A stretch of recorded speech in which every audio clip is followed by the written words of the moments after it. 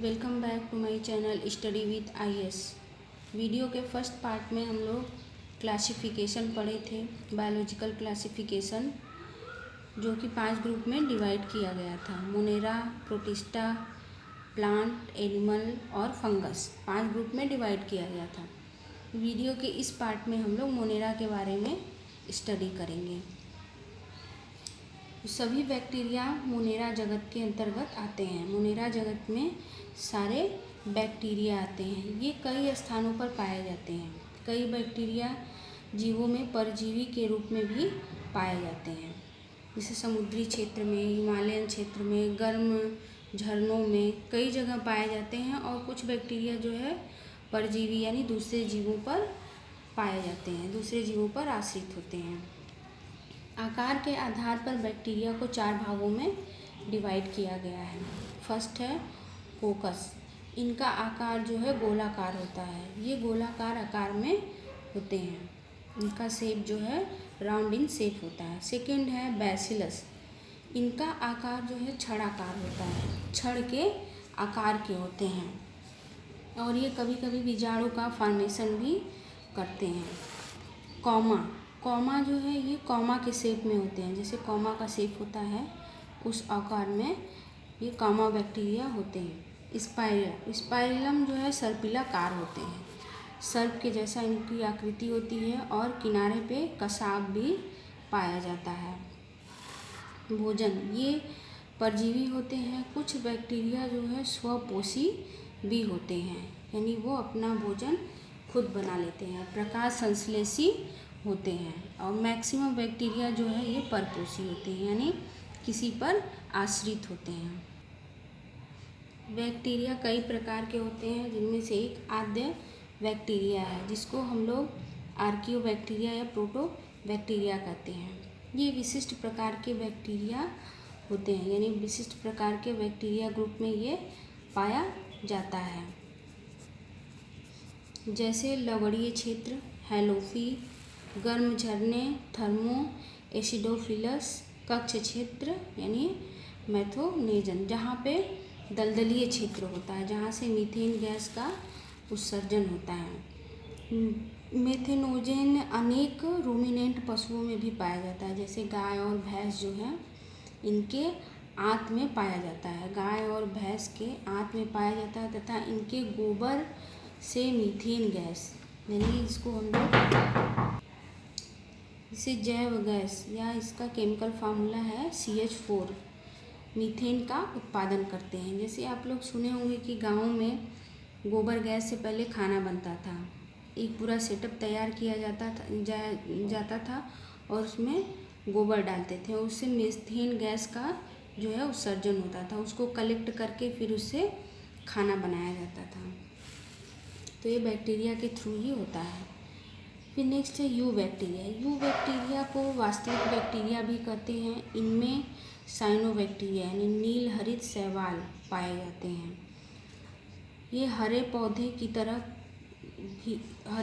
की तरह इनमें जो है क्लोरोफिल ए पाया जाता है, यानी ये प्रकाश संश्लेषी होते हैं। ये यू बैक्टीरिया जो है प्रकाश संश्लेषी होते हैं। ये अपना भोजन खुद बनाते हैं।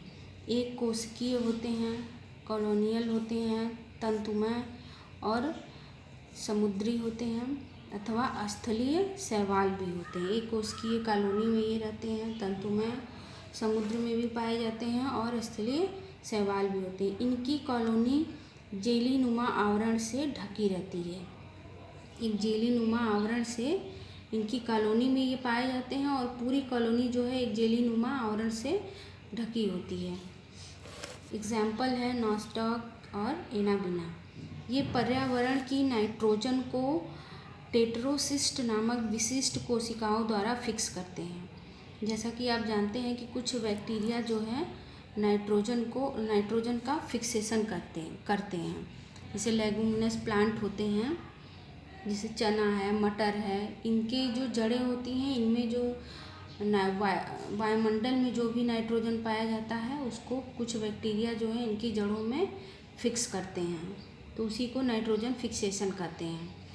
तो ये जो नास्टाक है और एनाबीना है, ये पर्यावरण की नाइट्रोजन को टेट्रोसिस्ट नामक विशिष्ट कोशिकाओं द्वारा फिक्स करते हैं। ये एग्ज़ाम में पूछा गया है कि किस कोशिकाओं के द्वारा नास्टाक और एनाबीना बैक्टीरिया जो है नाइट्रोजन को का फिक्सेशन करते हैं। तो टेट्रोसिस्ट नामक विशिष्ट कोशिकाओं द्वारा ये नाइट्रोजन का फिक्सेशन करते हैं। और जो रसायन संश्लेषी बैक्टीरिया होते हैं वो नाइट्रेट, नाइट्राइट एवं अमोनिया जैसे अकार्बनिक पदार्थों को ऑक्सीकृत करके उनसे मुक्त ऊर्जा का उपयोग एटीपी के उत्पादन के लिए करते हैं। ये अकार्बनिक मतलब जिसमें कार्बन न हो, जिस कंपाउंड में कार्बन न हो उसे अकार्बनिक कंपाउंड कहते हैं। ये नाइट्रोजन, फास्फोरस, आयरन, सल्फर के पुनर्चक्रण में महत्वपूर्ण भूमिका भी निभाते हैं ये बैक्टीरियाज।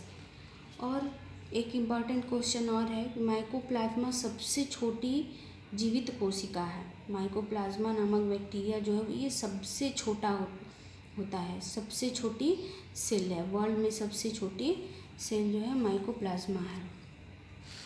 बैक्टीरिया में रिप्रोडक्शन, कोशिका विभाजन, लैंगिक प्रजनन भी होता है इनके में, और कभी कभी विभिन्न परिस्थितियों में ये बीजाणु भी बनाते हैं। ये देखिए सेल डिवीज़न है इनके में, ये RNA का सेल डिवीज़न हो रहा है, एक सेल से 2 सेल्स का फॉर्मेशन हो रहा है, सेल वॉल और सेल मेम्ब्रेन का फॉर्मेशन हुआ है, और DNA जो जेनेटिक मटेरियल है उसका भी ट्रांसफ़र हो रहा है। Cell division in bacteria. फिर यूज़ क्या है इनका, ये दूध से दही बनाने में इनका यूज़ किया जाता है। जो लैक्टोबैसिलस बैक्टीरिया होता है दूध को दही में चेंज करता है।